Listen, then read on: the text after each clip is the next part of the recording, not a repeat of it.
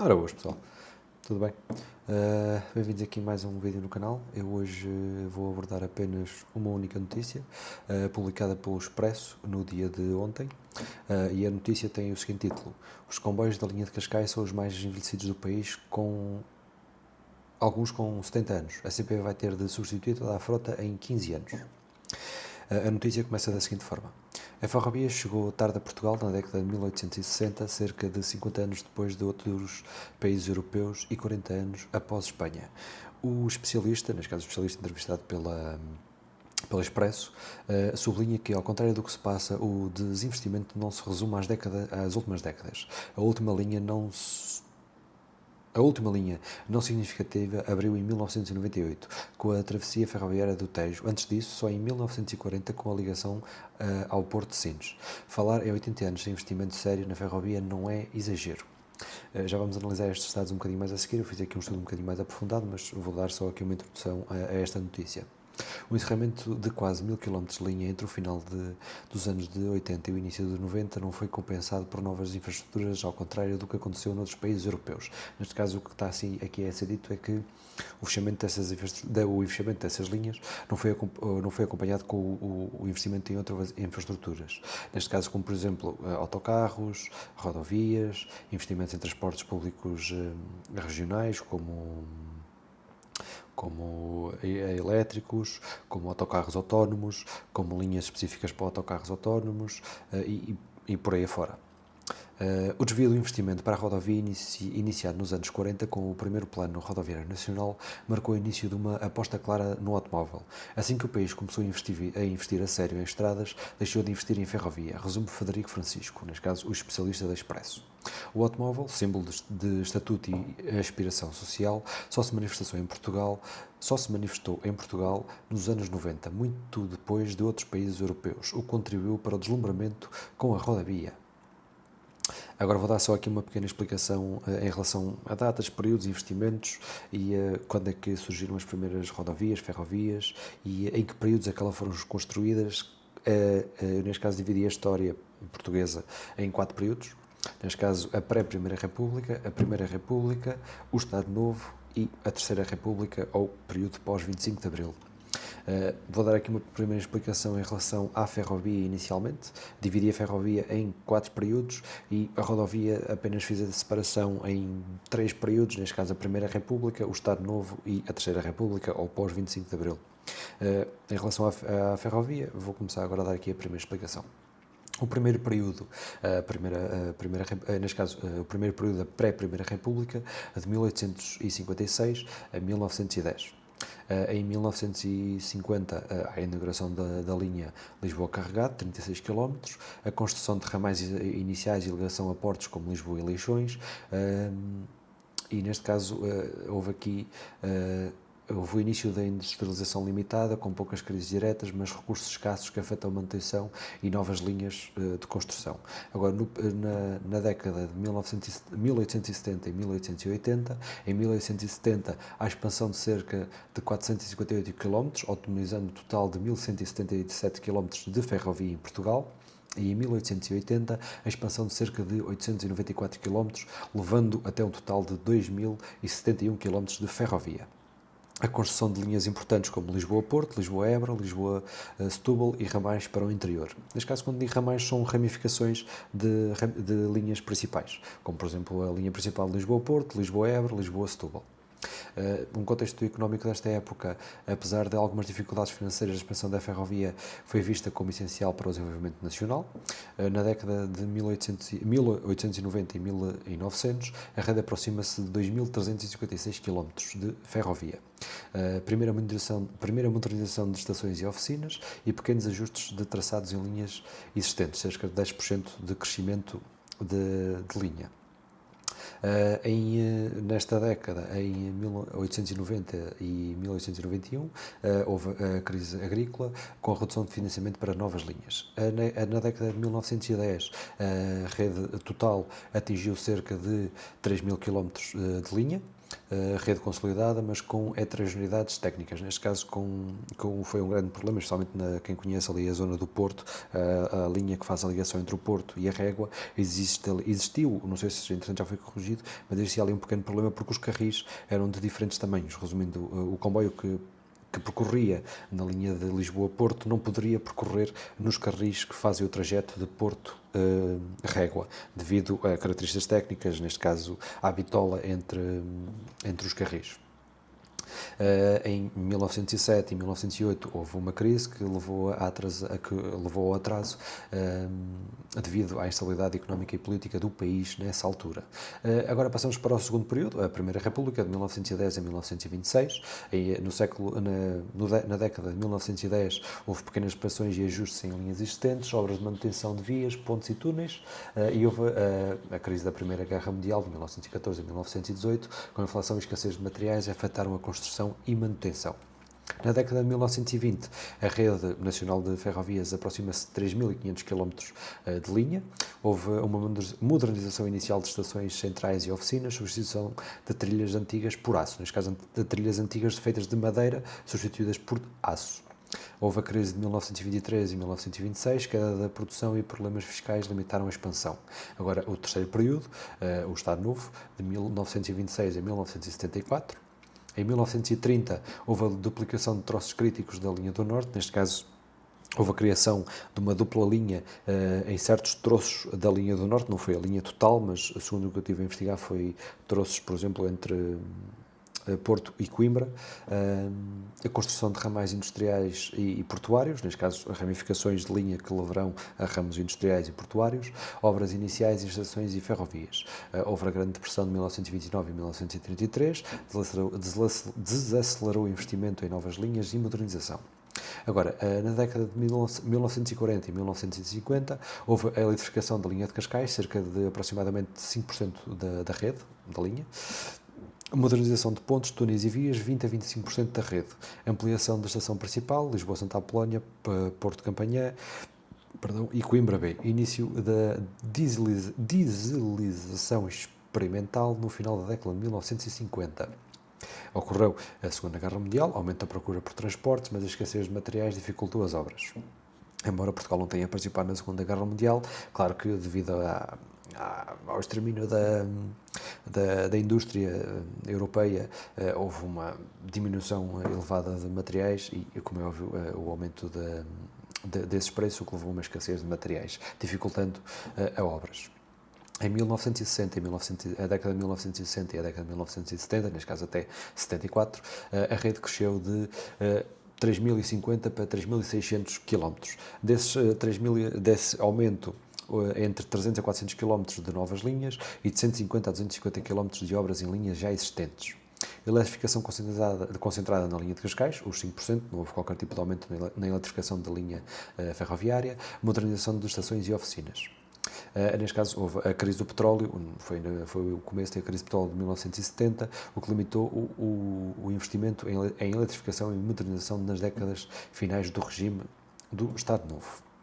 Agora, o quarto período, pós 25 de Abril, a Terceira República, houve a consolidação, na década de 1970, neste caso 74 a 79, houve a consolidação da rede, reforço de postes, túneis e estações e modernização de cerca de 20 a 25% da rede.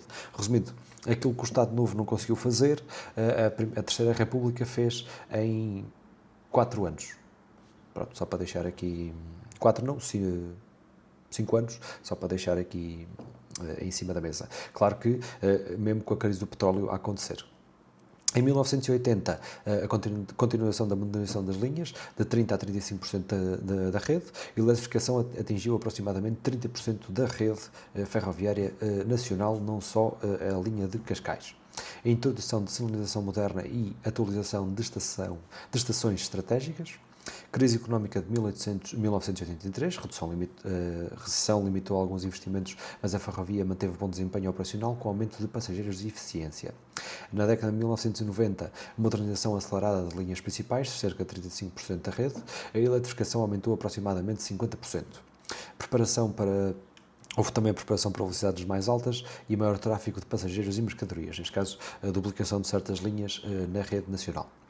Na década de 2000 e 2010, houve fechos de linhas regionais com menos rentáveis, a modernização de infraestruturas, reforços de pontos, túneis, substituição de trilhos, ampliação de estações, a eletrificação avançou para cerca de 50% da rede, manteve-se exatamente igual, e a modernização atingiu aproximadamente 60% da rede. Neste caso, neste período, houve a crise económica de 2008 a 2014, o que aumentou muito a austeridade no nosso país, tal como nós poderemos nos lembrar desse período. Na década de 2020 houve pequena expansão física, cerca de 50 km, 1 a 2% da rede total, continuação da eletrificação e a utilização tecnológica, foco em alta velocidade, segurança e integração europeia. E tal como podem estar lembrados, nesta década, houve a pandemia do Covid-19, o que levou a uma recessão enorme por parte de investimento português nessa área. Agora, em relação à rodovia, os números que eu tenho, tal como disse inicialmente, eu dividi o investimento em rodovia em 3 fases: Primeira República, Estado Novo e Terceira República. A Primeira República, de 1910, houve uma pavimentação de 5% da estrada, em 1920, 10%, e até 1926 tínhamos uma pavimentação de 15% da estrada. No Estado Novo, até 1930, tivemos a pavimentação de 20% da estrada, em 1940, 31%, 1950, 35%, 1960, 40% e 1974, 40%. Após 25 de Abril, na Terceira República, temos até 1941, 41%, 1990, 53%, 2000, 60%. Basicamente aquilo que o Estado Novo não conseguiu fazer, basicamente o Estado Novo no período todo que teve no poder pavimentou 20% da estrada, que começando em 1926, com cerca de 20% e acabando com 40%, a Segunda República, em 20 anos, conseguiu pavimentar aquilo que o Estado Novo não conseguiu pavimentar em 40 anos. Em 2010 temos 64% pavimentado e em 2020 71% pavimentado. Claro que vocês podem estar a duvidar, mas todas as estradas para que eu vou estão pavimentadas. Sim, como é óbvio, mas há muitas estradas, especialmente estradas municipais e estradas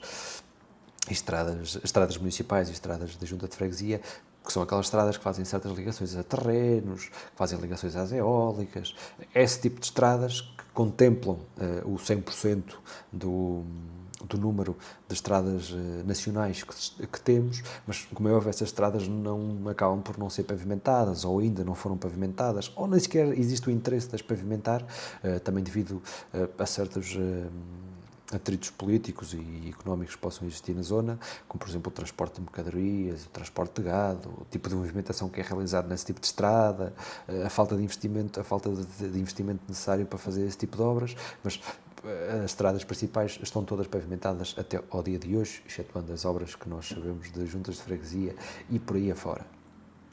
Agora, porquê que eu estou a dar esta contextualização toda do investimento na ferrovia e o investimento da rodovia? Para esclarecer aqui alguns pontos bastante importantes, porque um dos ressentimentos com que eu fiquei ao ler este artigo foi que houve um desinteresse total por parte da Terceira República no investimento de ferrovias e rodovias e que houve um desmantelamento por parte da Segunda República nesse sentido do investimento de ferrovias e rodovias. Segundo estes dados que eu vos acabei de ler, não é bem isso que me parece que tenha acontecido, porque basicamente em relação à expansão da ferrovia e a modernização da ferrovia, aquilo que eu consigo perceber até ao fim do Estado Novo, houve um aumento de... o Estado Novo recebeu da Primeira República 3.050 km de ferrovia e entregou, foi obrigado a entregar a ferrovia com cerca de 3.600 km de ferrovia. Isto prefaz cerca de 550 km de ferrovia construídos em 50 anos de Estado Novo. Enquanto que e cerca de 5% da rede eletrificada e 5% da rede modernizada. O que significa que não houve grande investimento por parte do Estado Novo nessa fase da modernização. Enquanto que no pós-25 de Abril, em cerca de 20 anos, cerca de 20 anos, temos uma modernização de 35% da rede e uma eletrificação de 50% da rede. o que significa que houve bastante investimento por parte do Estado na ferrovia. Agora, a nível da modernização de carruagens, de passageiros, de mercadorias, isso já é outro ponto que eu, por acaso, neste vídeo não vou abordar, mas claro que também é importante ser abordado e ser investigado. Caso tenham interesse sobre o assunto, deixem, por favor, o comentário lá em baixo, que eu terei mais do que o gosto de procurar informação sobre esse assunto e expor perante vocês. Agora, em relação à rodovia, sim, houve um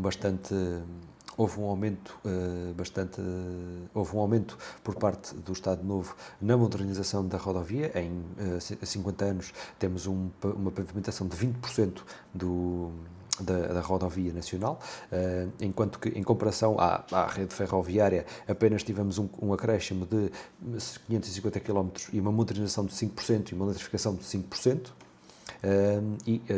Na Terceira República, aí também temos uma continuação da modernização da rodovia, passando em apenas 20 anos de 40% para 60% de rede pavimentada, atingindo aos números de hoje de 71% da rede pavimentada. Claro que na década de 1990 e 2000 houve investimento e a construção da A1, da A2, da A3, da A5 e por aí afora.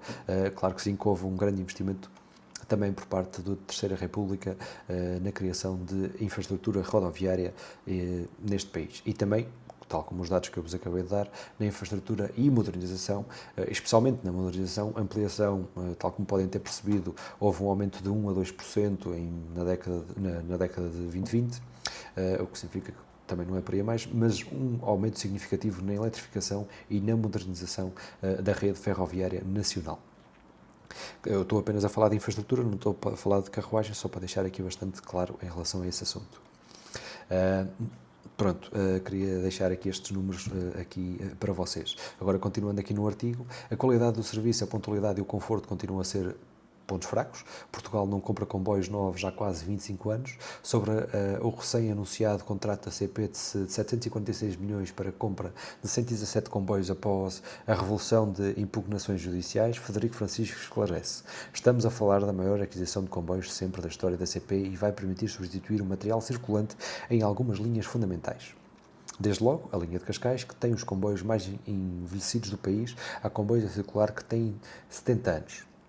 Já com sucessivas renovações, e ainda vai permitir reforçar a linha de Sintra, os subúrbios do Porto e mudar os regionais da CP. A linha de alta velocidade Porto-Lisboa é para Frederico Francisco, o especialista da Expresso, o projeto de infraestrutura mais importante do país, mais do que o aeroporto ou qualquer outra linha. O processo está em curso, com concursos lançados e contratos em execução, mas é fundamental que não pare. No final fica o apelo ao investimento. O transporte público deve ser suficientemente bom para que as pessoas o escolham, não por ativismo, mas porque é a melhor opção. E basicamente eu com isto tudo quero deixar aqui a minha opinião final aqui no vídeo e dar-vos a minha opinião em relação a este assunto.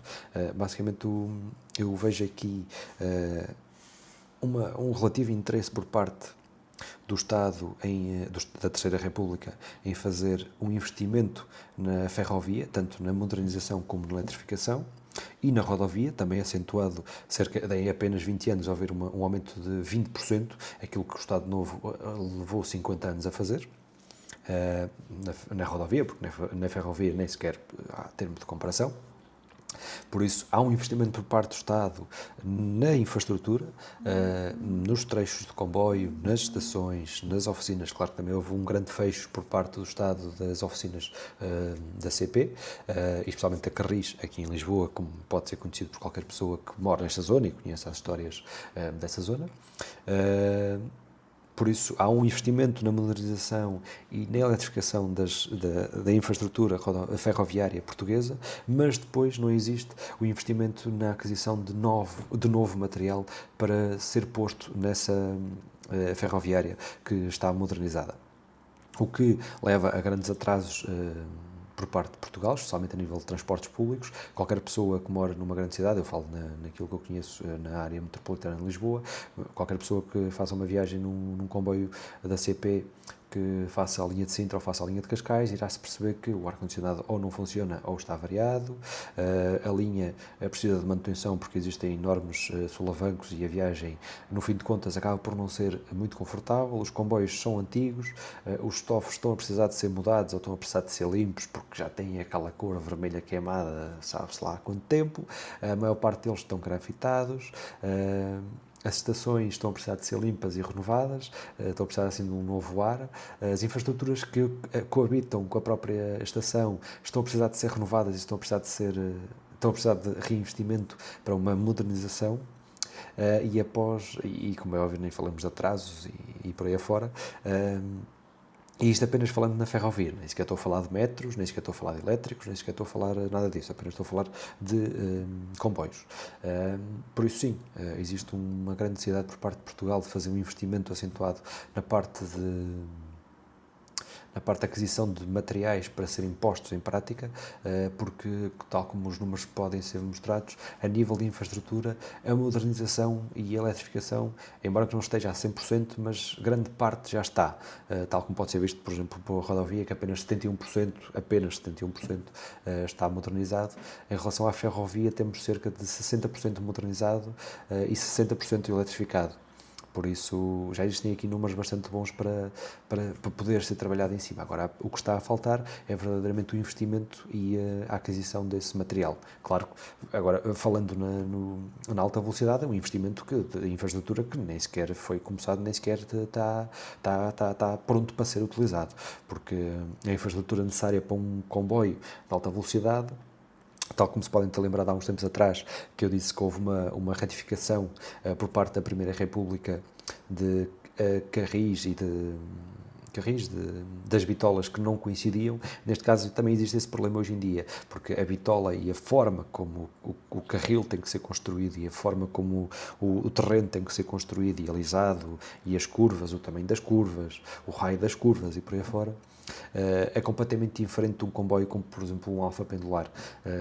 Por isso, a infraestrutura tem que ser construída de zero e tem que ser compartilhada ou não com a infraestrutura que existe hoje em dia. Por isso, a nível de transporte de alta velocidade, é um transporte que ainda precisa de bastante investimento, especialmente a aquisição de carruagens e, para além disso, também a construção de infraestrutura.